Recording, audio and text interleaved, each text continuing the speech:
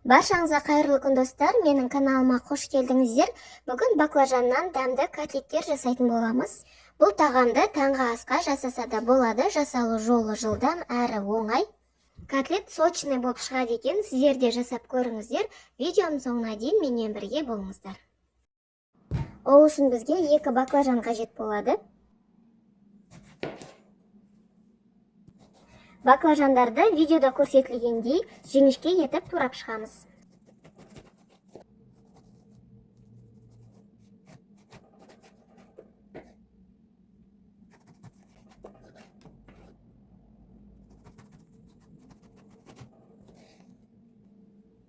Мінекей біздің тураған баклажандарымыз жіңішке және оңай майысатын болуы керек. Баклажандарды кеңдеу ыдысқа салып, үстіне шай қасықпен 1-2 қасықтай тұз саламыз және салқын су құйып 10 минутқа қалдырамыз. Сол кезде баклажан бойындағы қышқылдылығын жоятын болады.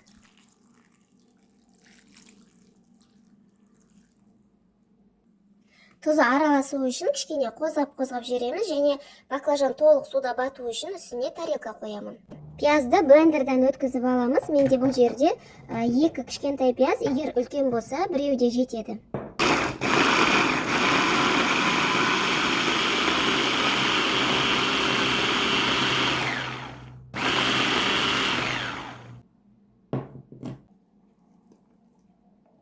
Фарштың үстіне блендерден өткізген пиязымызды саламыз. Оның үстіне 1 шай қасық толмай тұз, қара бұрыш және паприка салып барлығын жақсылап араластырамыз.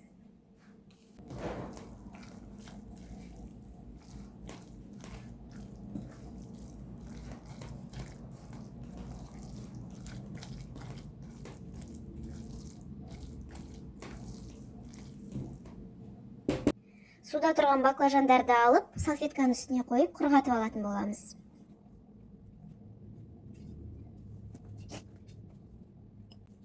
Тезірек құрғату үшін салфеткаларды үстіне де қойып шығамыз.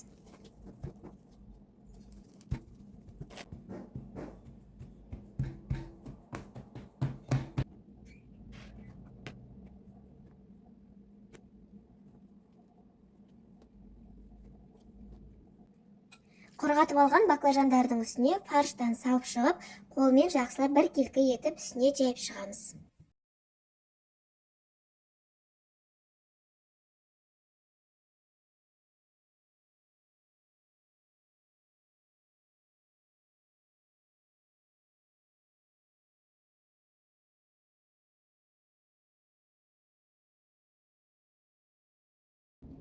Видеода көрсетілгендей баклажандарды осылай бүктеп шығамыз. Баклажандарды қалың қып кеспеңіздер, қалың қып кессеңіздер осылай бүктеу қиын болады, яғни бүктелмейді. Сондықтан жіңішке етіп турап шығыңыздар.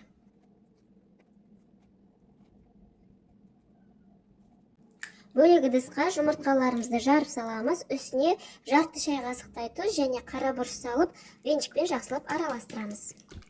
Бұл жұмыртқаға біз қазір баклажандарды батырып қуыратын боламыз.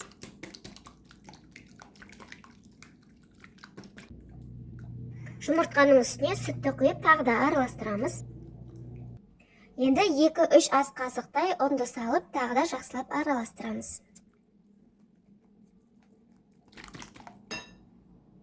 Бізде осындай қатты қою да емес, қатты сұйық та емес, осындай орташа сұйықтықтағы масса шығады. Енді осыған біз баклажандарымызды батырып қуыратын боламыз.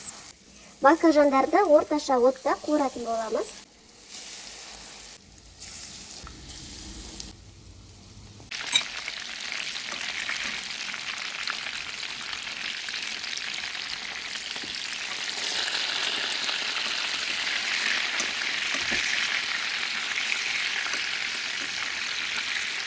Баклажандардың астыңғы бөлігі қызарған соң, екінші бетіне аударып, бетін жабамыз.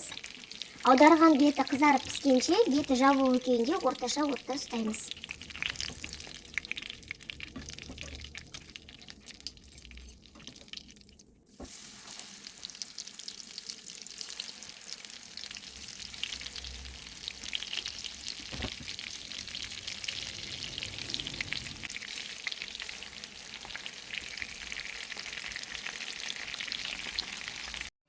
Осымен біздің таңғы асқа баклажаннан жасалған котлеттеріміз дайын, өте сочный болып шығады екен.